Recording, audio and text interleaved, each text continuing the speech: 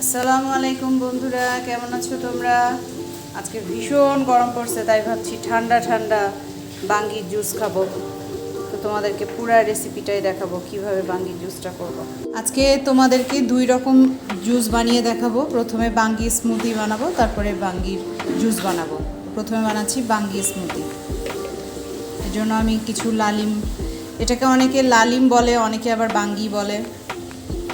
আমি প্রথমে এটা কিছুটা নিয়ে নিচ্ছি। এর ভিতরে দিচ্ছি কিছু খেজুর,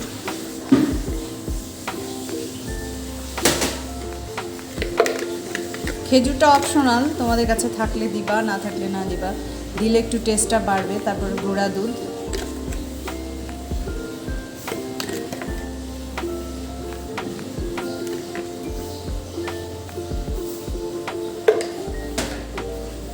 গুঁড়া দুধ আমি আন্দাজ মোতাবেক 3-4 চামচ নিয়ে নিলাম। তারপরে ঠান্ডা পানি, এত গরমে ঠান্ডা ঠান্ডাই তো আসলে ভালো লাগবে। এই জন্য ঠান্ডা জুস জাতীয় জিনিস, স্মুদি জাতীয় জিনিস আসলে ঠান্ডা ছাড়া ভালোও লাগে না।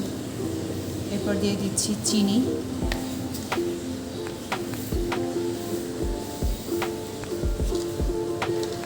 চিনি 1-2 টেবিল চামচ চিনি দিয়ে দিলাম।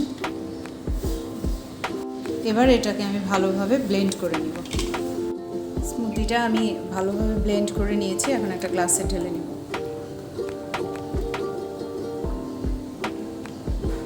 এটা খেতে যেমন সুস্বাদু, তেমনি ঠান্ডা ঠান্ডা একটা রিফ্রেশিং ড্রিঙ্কস। এটাকে আপনারা এখন ফ্রিজে আরেকটু বেশি ঠান্ডা করে বা বরফ কুচি দিয়েও খেতে পারেন। আর আমি এর ভিতরে কিছু বাঙ্গি ছেড়ে দিচ্ছি, এটা ভেতরে চলে যাবে, খাওয়ার সময় মুখে পড়লেও অনেক মজা লাগবে। আর কিছু খেজুর। আপনারা সবাই বাসায় এটা বানিয়ে খেয়ে দেখবেন, এটা অনেক মজা খেতে। তো হয়ে গেল আমার বাঙ্গি স্মুদি। এখন আপনাদেরকে আমি জুসটা করে দেখাবো। জুস বানানোর জন্য প্রথমে আমি কিছু বাঙ্গি নিয়ে নিচ্ছি।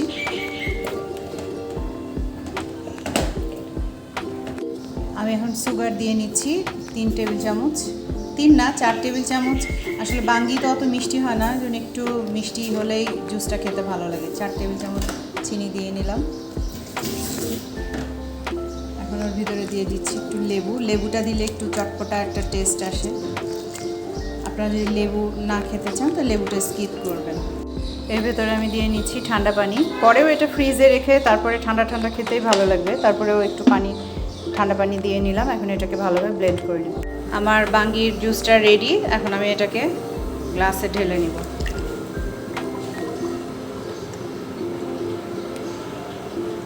আপনারা চাইলে আপনাদের মন পছন্দ কোনো কিছু দিয়ে এটাকে সাজিয়ে সার্ভ করতে পারেন।